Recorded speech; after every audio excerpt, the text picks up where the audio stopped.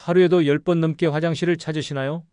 밤마다 두세 번씩 깨서 화장실로 향하는 그 고통스러운 순간들, 저는 너무나 잘 압니다. 이런 증상을 그대로 방치하면 방광이 스스로 통제력을 완전히 잃게 됩니다. 많은 분들이 나이 들면 당연한 거라고 생각하시는데 절대 그렇지 않습니다. 저는 이서윤이라고 합니다. 지난 25년간 뇌와 방광의 신경 연결고리를 집중적으로 연구해 왔습니다. 제가 만난 수많은 분들이 약으로만 이 문제를 해결하려고 애쓰셨어요. 하지만 핵심은 다른 곳에 있습니다. 바로 뇌와 방광 사이의 대화가 끊어졌다는 것이죠. 여러분은 지금 어떤 증상을 겪고 계신가요? 조금만 소변이 차도 참을 수 없을 만큼 급박한 느낌이 드시나요? 외출할 때마다 화장실 위치부터 확인하시나요? 친구들과의 약속이나 여행조차 두려워지셨나요? 이 모든 게 사실은 방광 자체의 문제가 아니라 뇌가 잘못된 신호를 학습했기 때문입니다. 오늘 영상에서는 약에 의존하지 않고도 스스로 조절력을 되찾는 구체적인 방법들을 알려드리겠습니다. 제가 지난 25년간 연구하고 현장에서 직접 적용해 본 결과들을 바탕으로 말씀드릴 겁니다. 이건 단순한 이론이 아니라 실제로 많은 분들이 성공한 검증된 방법입니다. 방광 문제는 단순히 신체적 불편함만 가져오는 게 아닙니다. 수면의 질이 떨어지고 사회생활이 위축되고 결국 삶의 질 전체가 무너집니다. 하지만 지금부터라도 올바른 방법을 배우고 실천하시면 충분히 회복할 수 있습니다. 나이와 상관없이 말이죠. 여러분 중에 요즘 이런 증상으로 힘들어하시는 분 계신가요? 댓글로 편하게 이야기 나눠주시면 감사하겠습니다. 얼마 전에 상담했던 67세 김정희님 이야기를 먼저 들려드리고 싶습니다. 그분은 하루에 15번이 넘게 화장실을 찾으셨어요.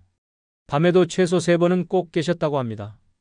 외출은 물론이고 가까운 친구 모임에도 참석하기가 너무 어려웠대요. 화장실 찾기가 두려워서 집 밖을 나서는 것 자체가 공포였다고 하셨습니다.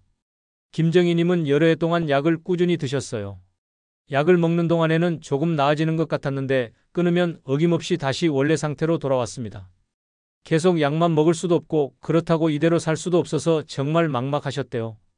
이분의 이야기를 끝까지 들어보시면 여러분도 어떻게 변화할 수 있는지 확실히 깨닫게 되실 겁니다. 저는 김정희님께 약 대신 완전히 다른 접근법을 제안했습니다. 바로 훈련이었어요.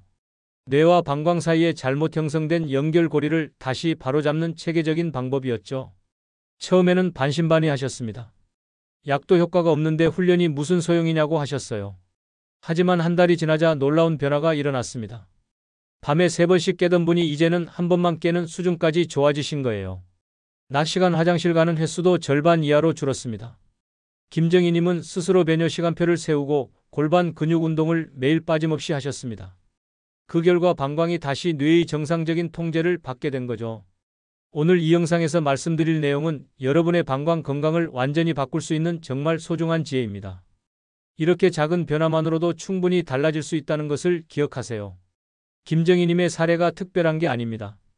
누구나 올바른 방법을 알고 꾸준히 실천하면 가능한 일입니다. 그래서 이제부터는 방광 건강을 망치는 일상 속 습관들을 하나씩 짚어보면서 어떻게 바로잡을 수 있는지 자세히 살펴보겠습니다.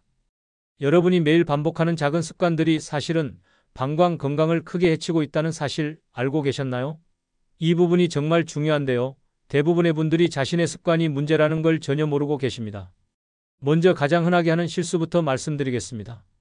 너무 자주 화장실을 가는 습관이에요. 많은 분들이 조금만 마려워도 바로 화장실로 가십니다. 괜찮으실 때 미리미리 비워두는 게 좋다고 생각하시는 거죠. 그런데 이게 바로 방광을 망치는 지름길입니다. 방광이 충분히 차기도 전에 자꾸 비우면 어떤 일이 벌어질까요? 뇌가 점점 잘못된 것을 학습하게 됩니다. 조금만 소변이 차도 이게 급한 신호라고 착각하는 거예요. 마치 거짓 화재 경보기처럼 말이죠. 한국배뇨연구소에서 발표한 자료를 보면 하루에 8회 이상 화장실을 가는 분들은 그렇지 않은 분들에 비해 과민성 방광 위험이 3배나 높다고 합니다. 실제로 제가 만났던 70세 박영숙님은 1시간마다 화장실을 다니셨어요. 시계를 보면서 시간이 되면 마렵지도 않은데 미리 가는 습관이 몸에 배어 있었죠. 그런데 훈련을 시작하고 나서 3개월 만에 3시간 간격으로 정상화되셨습니다. 어떻게 하셨을까요? 배뇨 간격을 매일 기록하면서 30분씩 조금씩 늘려가셨어요. 여러분도 한번 시도해보세요.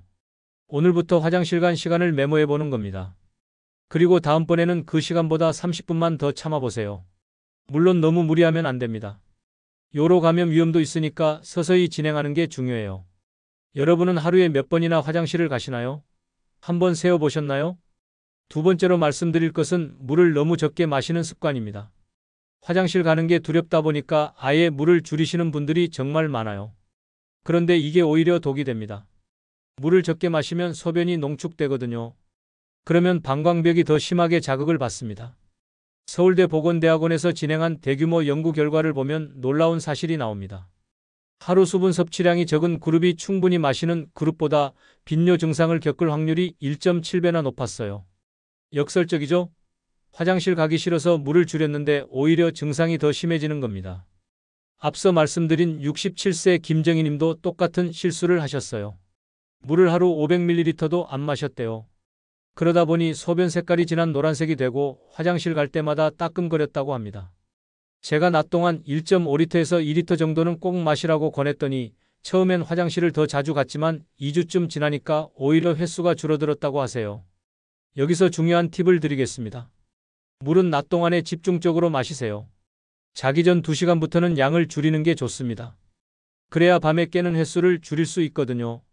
다만 신장에 문제가 있으신 분들은 반드시 전문가와 상담하고 수분 섭취량을 조절하셔야 합니다. 혹시 화장실이 두려워서 물을 피하고 계신가요? 세 번째 습관은 급하게 움직이는 것입니다. 소변이 마렵다는 신호가 오면 많은 분들이 뛰어가시거든요. 그런데 이게 방광에는 최악입니다. 급히 뛰면 복부 압력이 갑자기 올라가면서 방광에 더 큰 압박이 가해집니다. 그러면 요실금 위험이 훨씬 커져요. 국내 여성 노년 건강조사 데이터를 보면 화장실로 서두르는 습관이 있는 분들이 천천히 걸어가는 분들보다 소변 누출 확률이 2배나 높았습니다. 빨리 가야 한다는 불안감 자체도 방광을 더 자극하거든요. 72세 이명자님 사례를 들어볼까요? 이분은 말이 올 때마다 뛰어가시는 습관이 있었어요. 그러다 보니 도중에 소변이 새는 일이 자주 있었대요.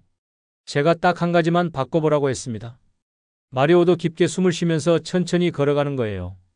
그것만으로도 절박감이 크게 줄었다고 하세요. 실천 방법은 간단합니다. 마렵다는 신호가 왔을 때 일단 멈추세요. 그리고 천천히 3번 깊게 숨을 쉬세요. 마음을 진정시키는 거죠. 그 다음에 서두르지 말고 평소 걷는 속도로 화장실로 향하세요. 불안할수록 신호가 더 강해지니까 마음을 편하게 먹는 게 정말 중요합니다. 여러분은 화장실 갈 때 어떤 속도로 움직이시나요? 네 번째로 말씀드릴 것은 골반 근육의 약화입니다. 나이가 들면서 골반저 근육이 자연스럽게 약해지는데 이 근육이 약하면 요도를 제대로 조절하지 못합니다. 마치 수도꼭지의 밸브가 고장난 것처럼 되는 거예요. 대한여성건강학회에서 진행한 대규모 조사 결과가 있습니다. 골반저 근육 강화 운동을 꾸준히 한 그룹이 요실금 증상이 무려 60%나 개선됐어요. 이게 얼마나 놀라운 수치인지 아시겠죠?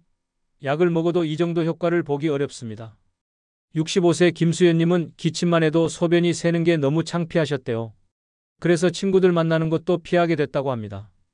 제가 골반 근육 운동을 하루 3번씩 10회만 해보라고 권했어요. 처음 한 달은 별 변화가 없었는데 2달째부터 확실히 달라졌다고 하세요. 이제는 자신 있게 웃을 수 있게 됐다고 합니다. 운동 방법을 알려드릴게요. 소변을 참는 느낌으로 골반 근육을 5초 동안 조였다가 10초 쉬는 겁니다. 이걸 10번 반복하는 게 한 세트예요. 하루에 3번, 아침, 점심, 저녁으로 나눠서 하시면 됩니다. 여기서 주의할 점이 있어요. 복부나 허벅지에 힘을 주면 안 됩니다. 오직 골반 근육만 조여야 효과가 있어요. 혹시 골반 근육 운동을 꾸준히 해보신 적 있으신가요? 5번째는 카페인과 알코올을 과다 섭취하는 습관입니다. 커피나 녹차, 술은 방광을 직접 자극합니다. 게다가 이뇨작용도 있어서 소변량 자체를 늘려요. 이중으로 방광을 괴롭히는 셈이죠. 미국 비뇨건강센터에서 발표한 연구 자료를 보면 카페인 섭취량이 많은 사람일수록 야간뇨 발생 확률이 1.8배나 높았습니다. 특히 저녁 시간 이후에 마시는 커피나 술은 밤에 깨는 직접적인 원인이 됩니다. 69세 윤재호님은 하루에 커피를 4-5잔씩 드셨어요. 점심 이후에도 습관처럼 커피를 찾으셨죠? 밤에는 소주 1-2잔 하시는 게 낙이었다고 합니다. 그런데 밤에 4번씩 깨니까 낮에 너무 피곤하셨대요. 제가 커피를 오전 2잔까지만 줄이고 술은 주 2회로 제한해보라고 했더니 한 달 만에 밤에 깨는 횟수가 절반으로 줄었습니다. 실천 방법을 구체적으로 말씀드릴게요. 커피는 오전 1-2잔까지만 허용하세요. 정오 이후에는 카페인이 들어간 음료는 피하는 게 좋습니다. 술도 마찬가지예요. 저녁 식사 때 1잔 정도는 괜찮지만 자기 전 2시간 이내는 절대 피하세요. 갑자기 끊으면 두통이나 피로감 같은 금단 증상이 올 수 있으니 서서히 줄여가는 게 중요합니다. 혹시 저녁 커피나 술 한 잔이 습관이신가요? 이렇게 5가지 습관을 하나씩 살펴봤습니다. 여러분의 일상에서 몇 가지나 해당되시나요? 중요한 건 이 모든 습관이 방광을 예민하게 만들고 결국 뇌가 잘못된 신호를 계속 학습하게 만든다는 점입니다. 하지만 반대로 생각하면 이 습관들만 바꿔도 충분히 좋아질 수 있다는 뜻이기도 하죠. 그래서 이제는 이렇게 만들어진 잘못된 패턴을 어떻게 바로잡을 수 있는지 구체적인 훈련법을 자세히 알아보겠습니다. 지금까지 어떤 습관들이 방광을 망치는지 살펴봤습니다.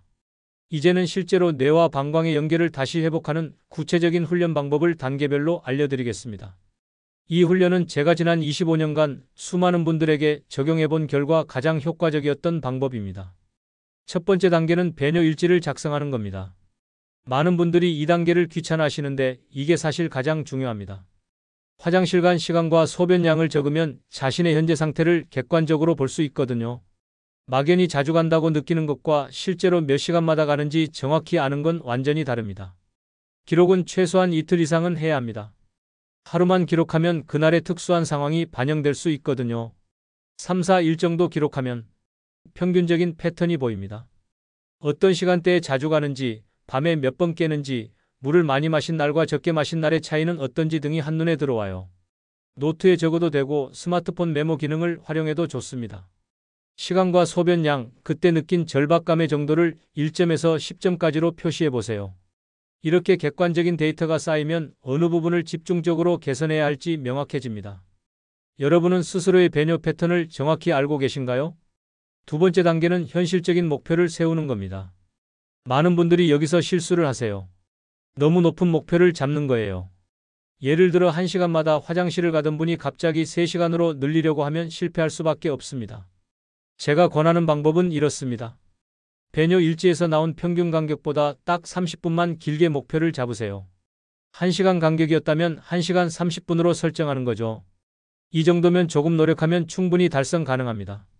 성공 경험이 쌓여야 다음 단계로 나아갈 수 있거든요. 처음부터 무리하면 실패감만 생깁니다. 그러면 이 방법 자체에 대한 신뢰가 떨어지고 중도에 포기하게 돼요. 작은 성공을 여러 번 경험하는 게 큰 성공 한 번보다 훨씬 중요합니다. 여러분의 첫 목표 간격은 몇 분으로 해보시겠어요? 너무 욕심내지 마시고 딱 30분만 늘려보세요. 세 번째 단계는 급할 때 사용할 3가지 대응 기술을 익히는 겁니다. 목표 시간이 되기 전에 마려운 신호가 오면 어떻게 할까요? 바로 화장실로 달려가면 훈련이 안 됩니다. 이때 사용할 수 있는 기술이 3가지 있어요. 첫째는 골반 근육 조이기입니다. 마렵다는 신호가 왔을 때 골반 근육을 꽉 조이면 신호가 일시적으로 약해집니다. 5초 정도 조였다가 천천히 풀어주세요. 이걸 2-3번 반복하면 급박감이 상당히 줄어듭니다. 둘째는 주의를 분산시키는 겁니다. 마렵다는 생각에만 집중하면 신호가 더 강해져요. 그래서 의도적으로 다른 일에 집중하는 거예요. 책을 읽거나 전화통화를 하거나 창밖을 보면서 다른 생각을 하세요. 뇌가 딴 데 신경 쓰는 동안 방광 신호는 약해집니다. 셋째는 천천히 움직이기입니다. 앞서도 말씀드렸지만 급하게 움직이면 방광 압력이 올라갑니다. 마려워도 절대 뛰지 마세요. 평소 걷는 속도로 천천히 움직이면서 깊게 숨을 쉬세요. 이 3가지 기술을 상황에 맞게 조합해서 사용하면 목표 시간까지 충분히 버틸 수 있습니다. 억지로 참는 게 아니에요. 신호를 조절하는 거죠. 처음엔 어색하고 어려울 수 있지만 몇 번 해보면 금방 익숙해집니다. 어떤 방법이 가장 실천하기 쉬워 보이시나요? 네 번째 단계는 점진적으로 간격을 확대하는 겁니다. 첫 목표를 2주 정도 안정적으로 달성했다면 다시 30분을 늘리세요. 1시간 30분이 목표였다면 이제 2시간으로 올리는 거예요. 이런 식으로 2주마다 30분씩 늘려가면 3개월 안에 정상 범위로 돌아올 수 있습니다. 정상 범위가 뭐냐고요? 낮 시간 기준으로 3시간에서 4시간 간격입니다. 밤에는 한 번 정도 깨는 게 60대 이후에는 자연스러워요. 이 정도면 일상생활에 전혀 지장이 없습니다.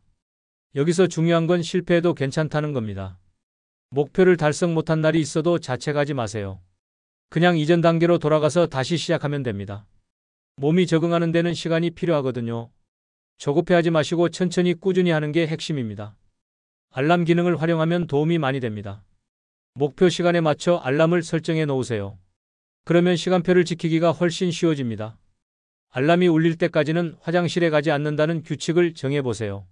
알람 기능 활용해 보신 적 있으신가요? 5번째 단계는 생활 습관을 함께 유지하는 겁니다. 훈련만 열심히 한다고 해서 다 되는 게 아니에요.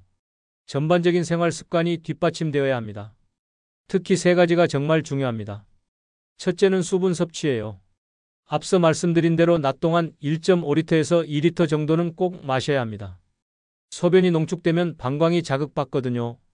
물은 한꺼번에 많이 마시지 말고 조금씩 자주 마시는 게 좋습니다. 둘째는 스트레스 관리입니다. 긴장하고 불안하면 방광도 예민해집니다. 하루 10분이라도 명상하거나 심호흡하는 시간을 가져보세요. 가벼운 산책도 스트레스 해소에 큰 도움이 됩니다. 셋째는 규칙적인 배변 습관입니다.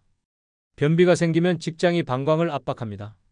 그러면 방광 용량이 줄어들고 자주 마려워져요. 식이섬유가 풍부한 채소와 과일을 충분히 드시고 아침에 일어나자마자 물 한 컵 마시는 습관을 들이세요. 이 3가지 생활 습관이 훈련 효과를 배가시킵니다. 훈련과 생활 습관 관리를 함께 해야 진짜 변화가 일어납니다. 하루 10분의 산책, 오늘부터 가능하실까요? 어렵지 않죠? 이렇게 5단계 훈련법을 모두 말씀드렸습니다. 복잡해 보이지만 실제로 해보면 생각보다 어렵지 않아요. 핵심은 꾸준함입니다. 하루 이틀 해보고 효과 없다고 포기하시면 안 됩니다. 최소한 한 달은 해봐야 변화가 느껴집니다. 이제 오늘 내용을 정리하면서 여러분이 꼭 기억하고 실천하셔야 할 핵심들을 마무리 말씀으로 전해드리겠습니다. 오늘 긴 시간 동안 방광 건강에 대해 함께 이야기 나눴습니다. 이제 전체 내용을 한번 정리해 볼게요.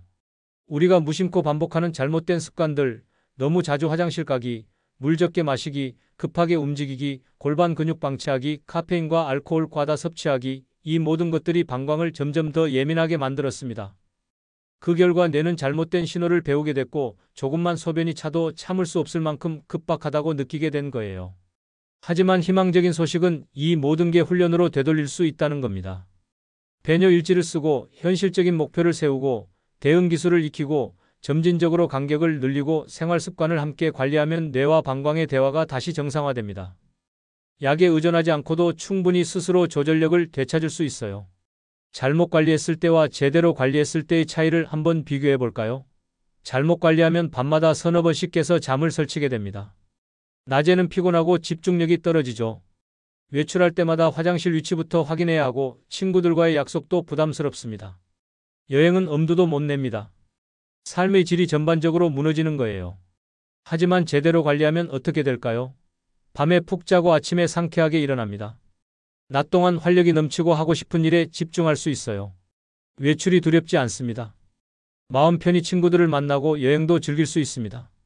무엇보다 자신감이 회복됩니다. 내 몸을 내가 통제할 수 있다는 느낌, 이게 얼마나 소중한지 아시죠? 이 모든 변화가 거창한 게 아닙니다. 작은 습관 하나를 바꾸는 것에서 시작됩니다. 그래서 제가 여러분께 딱 한 가지만 부탁드리고 싶습니다. 오늘부터 딱 한 가지만 실천해 보세요. 배뇨 간격을 기록하고 30분만 늦춰보는 겁니다. 오늘 화장실 간 시간을 메모하세요. 그리고 내일부터는 그 시간보다 30분만 더 참아보는 거예요. 이게 작은 첫걸음이지만 방광 회복의 시작입니다. 이 한 가지만 2주 동안 꾸준히 해보세요. 분명히 변화를 느끼실 겁니다. 물론 훈련만으로 안 되는 경우도 있습니다. 전립선 문제나 신경계 질환, 당뇨 합병증 같은 다른 원인이 있을 수 있거든요. 그런 경우에는 전문가의 정확한 진단이 필요합니다. 하지만 대부분의 과민성 방광은 훈련과 생활 습관 개선으로 충분히 좋아집니다. 여러분 생각은 어떠신가요? 오늘 영상이 도움이 되셨나요? 오늘부터 배뇨 일지 작성하고 30분 늦추기 실천하실 분 계신가요? 댓글로 다짐을 남겨주시면 정말 큰 힘이 됩니다. 그리고 구독과 좋아요 꼭 부탁드립니다. 알림 설정까지 해두시면 새로운 건강 정보를 놓치지 않으실 수 있어요. 주변에 같은 고민을 하시는 분들이 있다면 이 영상을 공유해주세요. 25년간 뇌와 방광의 연결을 연구해온 이서윤 박사였습니다. 다음 영상에서 더 유익한 정보로 찾아뵙겠습니다. 오늘도 건강하고 행복한 하루 보내세요. 감사합니다.